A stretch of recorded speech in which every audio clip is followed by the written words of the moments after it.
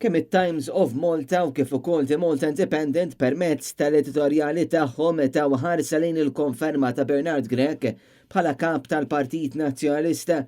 Fl-analiżi li saret mill-edituri rispettivi intqal il-maġġoranza li rnexxielu jikseb Bernard Grech bir-riżultat tas-Sibt se tkun qed ittieħ aktar saħħa biex jaħdem u biex isaħħaħ il-proċess ta' ristrutturar fih dan il-Partit Nazzjonalista. It-Times minnaħa tagħha qalet li Bernard Grech huwa l-persuna tajba għal Partit Nazzjonalista f'dan il-mument. Komplet li l-kap tal-Partit Nazzjonalista għamil diġà elenku tal-miri li l-partit irid jilħaq, inkluż l-unità, id-disciplina, ir-riorganizzazzjoni, il-kuntatt aktar b'saħħtu mal-elettorat u fuq kollox il-qagħda finanzjarja. Intqal ukoll il-Partit Nazzjonalista issa jrid ifittex mezzi ġodda kummerċjali biex anke jkun hemm rebranding tal-mod kif jitwassal il-messaġġ tal-Partit Nazzjonalista.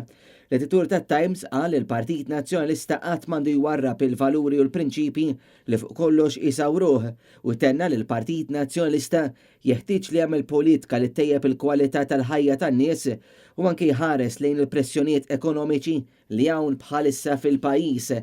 L-Independent minnaħa tagħha tenniet li l-eżami li jmiss għal Bernard Grech jinsab viċin ħafna b'elezzjoni tal-Kunsill Lokali u anki tal-Parlament Ewropew fl-2024 u jeħtieġ li ma jkunx hemm telf ta' żmien biex il-ħidma u ristrutturar fil-Partit Nazzjonalista jissoktaw.